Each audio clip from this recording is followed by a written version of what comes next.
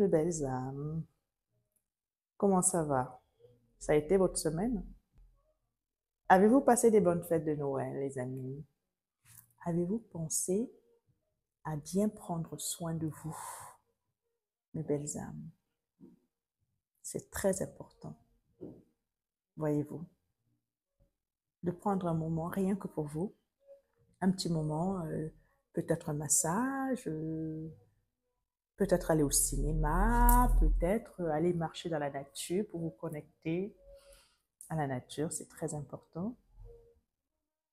Peut-être, comment dirais-je, juste lire un livre et peut-être ne rien faire aussi. Juste s'asseoir tranquillement ou pour certains, méditer. C'est très important. Alors moi, ça va, ça a été très bien. Je me suis bien amusée dans le sens où j'ai profité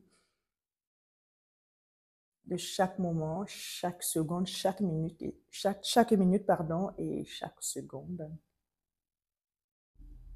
Juste le simple fait d'avoir le souffle de vie, pour moi, c'est très important, de voir mes enfants, les gens que j'aime, partager mes vibrations, mon énergie. J'adore ça, j'aime bien le partage. Ça fait partie de moi. Oui, hyper bien, ça a été. Le fait de rester soi-même, c'est authentique, ça fait partie de mes valeurs, voyez-vous. Voilà, bon, donc je voulais savoir comment vous allez. Aujourd'hui, je reviens avec une vidéo. Je vais parler d'un sujet qui me tient à cœur et comme d'habitude, je vous dis toujours que je prends des exemples, c'est mon vécu en fait, ces exemples sur moi, sur les événements, certains événements de ma vie qui m'ont amené à être qui je suis aujourd'hui, cette nouvelle version de moi que je suis aujourd'hui. Certes, ça n'a pas été facile, mais ça a été très enrichissant. D'accord? Voilà, hyper important. Donc, pour ceux qui ne me connaissent pas, alors, je suis Jacqueline. Je suis coach de vie et je suis praticienne en hypnose. Donc, j'accompagne des femmes qui souffrent des blessures d'enfance à transformer leur peur en force et à célébrer leur unicité. Hyper important. J'ai des personnes qui ont du mal à gérer leur stress, à surmonter le stress, gérer également les émotions telles que la peur, toute forme de peur. Et je prépare des méditations personnalisées, je fais du coaching personnalisé également.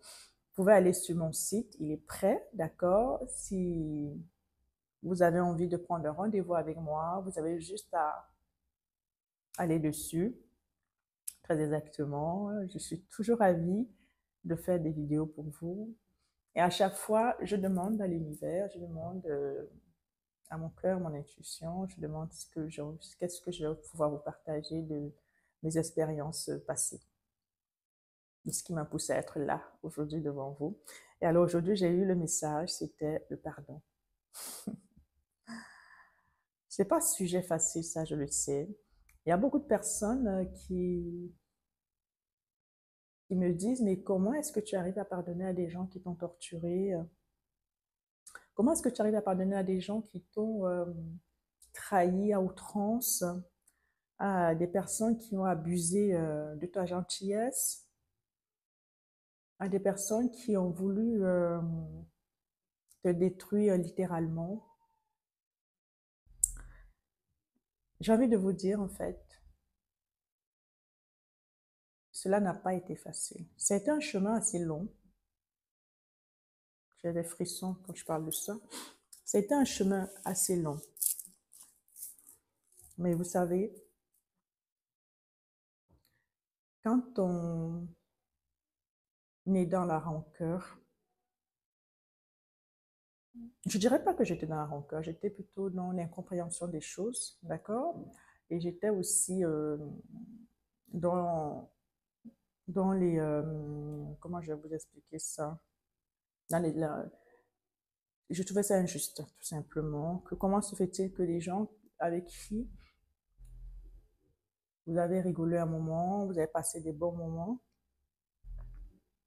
peuvent vous trahir à ce point, peuvent vous blesser impunément, peuvent également vous détruire, hein. Et quand je dis vous détruire, c'est-à-dire que vous faites douter de vous. Et c'est les mêmes qui sont assis et puis quand ils ont réussi à vous faire douter de vous et que vous êtes en train à ce moment-là, vous perdez pied en fait parce que pardon, vous êtes tiraillé. Vous êtes tellement tiraillé que vous ne savez plus qui vous êtes en fait. Ces gens-là, ils vous mangent, ils vous boivent votre énergie.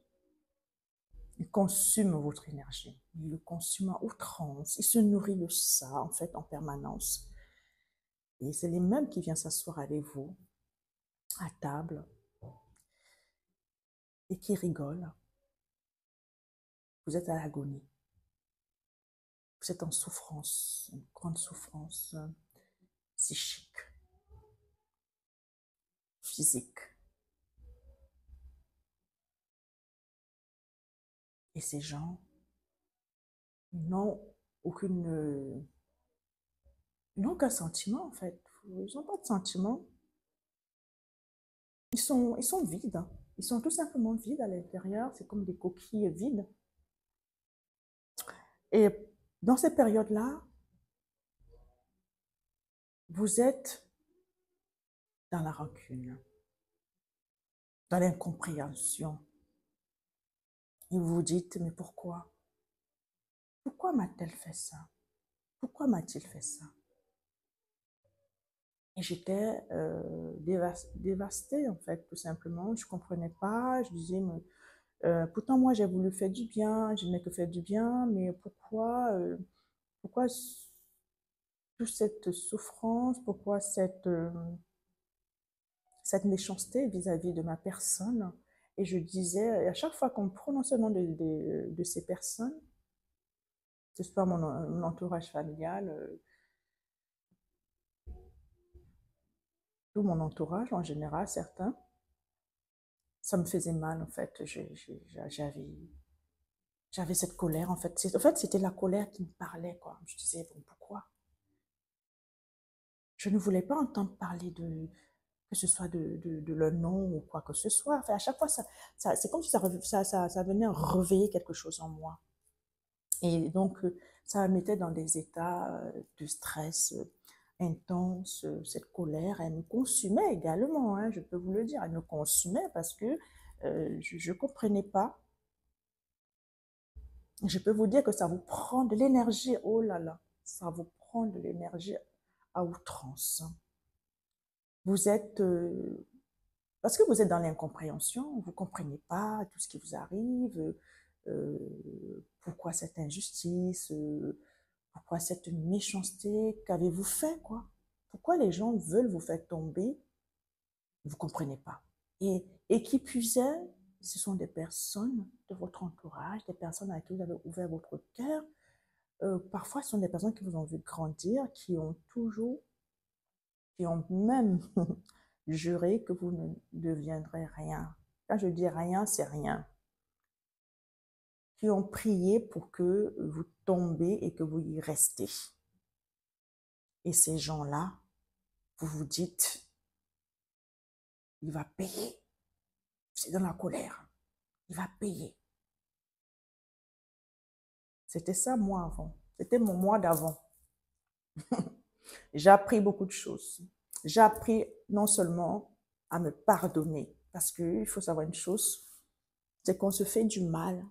On fait du mal à son corps. On fait du mal à son âme.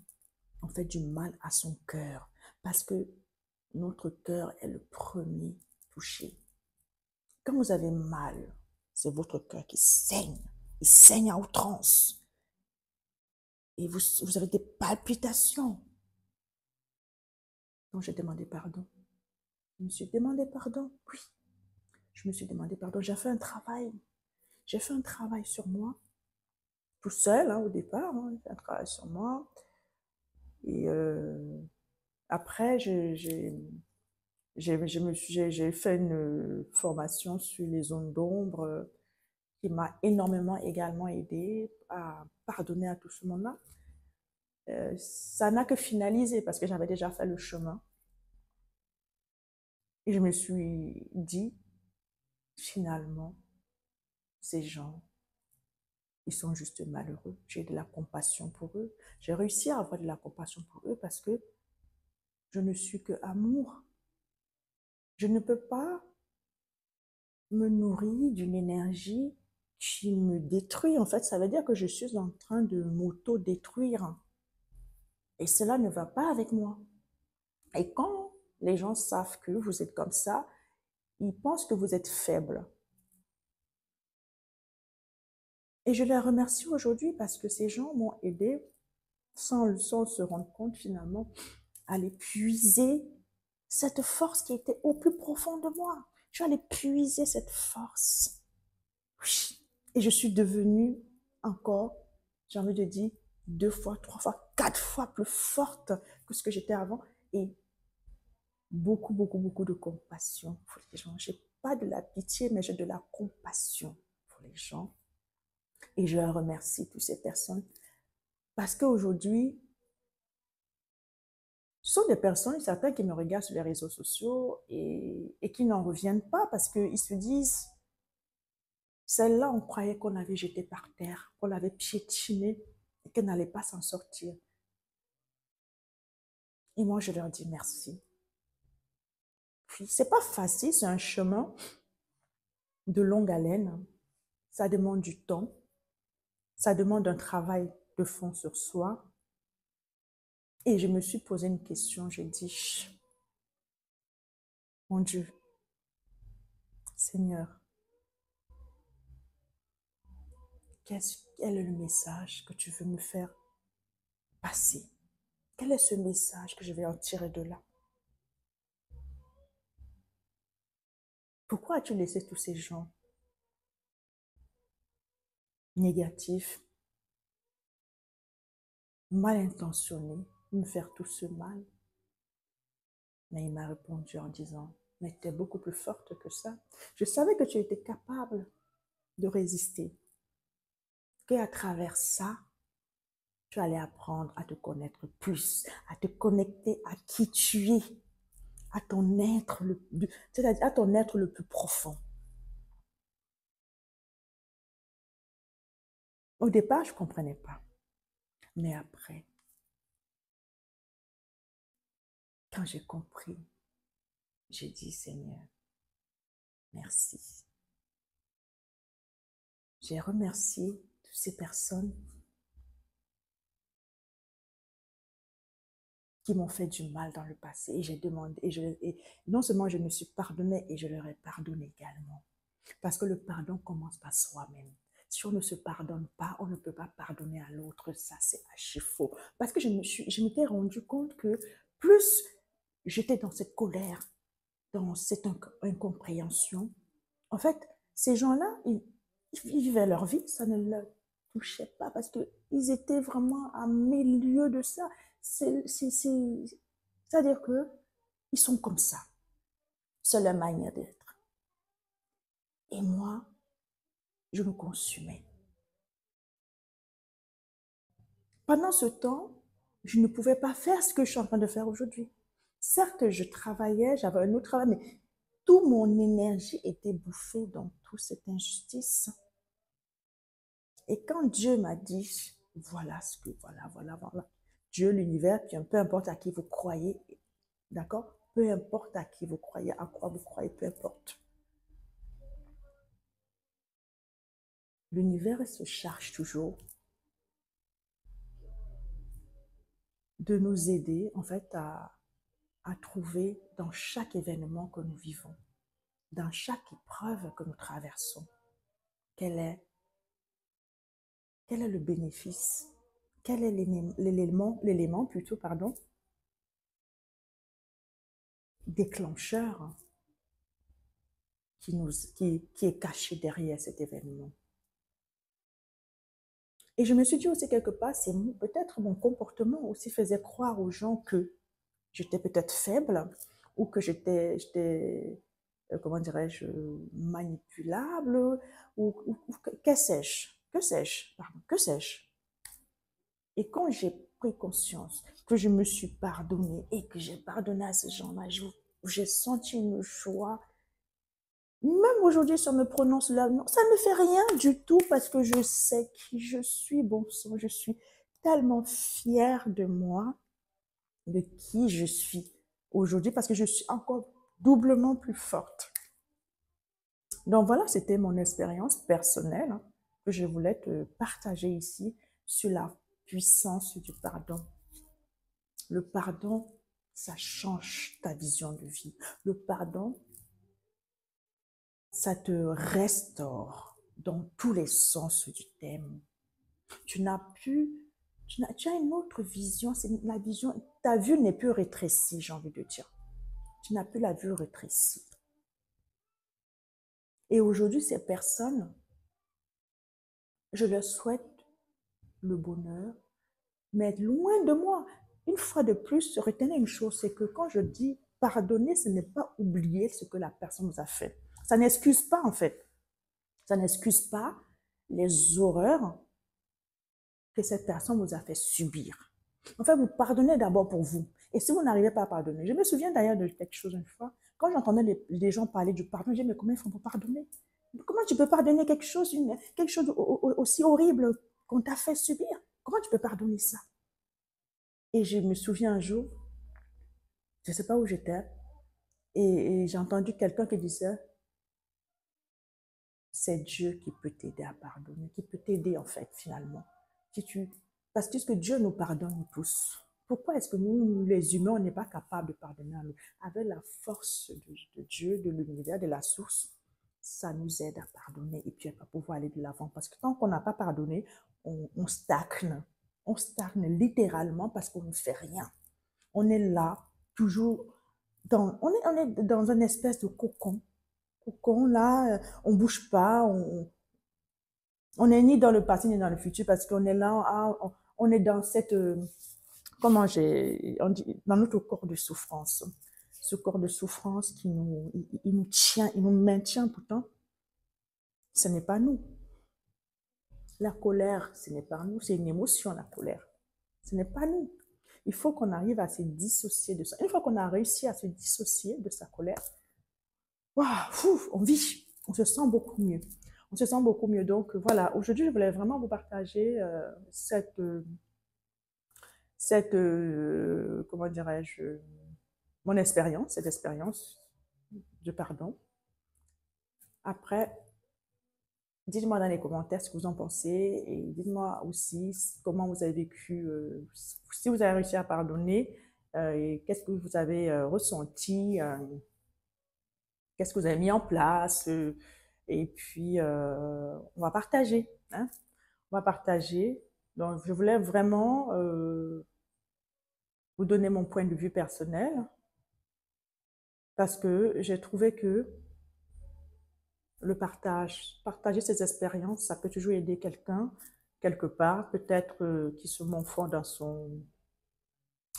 dans sa souffrance. Voilà, parce que si on ne pardonne pas, on ne peut pas aller de l'avant, on ne peut pas avoir de la mouvance, puisqu'on se bloque soi-même. Alors que quand on est dans l'amour, tout est bon. Attention, je ne veux pas dire que celui qui ne pardonne pas n'est pas dans l'amour. Voilà, il faut savoir dissocier. Quand on a pardonné, on a ouvert son cœur. Son cœur est rempli de beaucoup plus d'amour. Et on va avancer et on va voir que les chemins vont s'ouvrir devant nous. Quoi qu'on dise, quoi qu'on pense. Moi, je n'ai pas le temps. Je n'ai pas le temps à perdre avec des personnes nocives. Je fonce. Je pardonne, mais je laisse les personnes le plus loin de moi possible. Sur ce, je vous embrasse et je vous souhaite de passer des très très belles fêtes de fin d'année. Prenez soin de vous. Je ne peux pas faire plus de discours que ça en ce qui concerne les fêtes de fin d'année. Moi, c'est vraiment vous dire, prenez soin de vous et que surtout, n'oubliez pas que vous êtes votre priorité et ne laissez rien ni personne avoir de l'emprise sur vous. Vous êtes le capitaine de votre amour. C'est à vous de choisir qui rentre dans votre vie et qui sort. Et surtout, soyez en alignement total avec qui vous êtes, avec également vos pensées. Et surtout, donnez-vous de l'amour. Donnez-vous de l'amour, votre cœur. Votre cœur a besoin de vous. Donnez-lui de l'amour. Souriez, rigolez. C'est important. Rigolez. Quand vous sentez que ça ne va pas, coupez tout, couchez-vous, dormez. Si vous êtes fatigué, dormez. Et entourez-vous des bonnes personnes, des personnes de bonne moralité, des personnes qui vont vous hisser vers le haut. Et sachez une chose, vous êtes des reines, vous êtes des êtres bénis. Je vous embrasse, je vous envoie de l'amour et je vous souhaite de passer un très bon dimanche et une belle fête de fin d'année.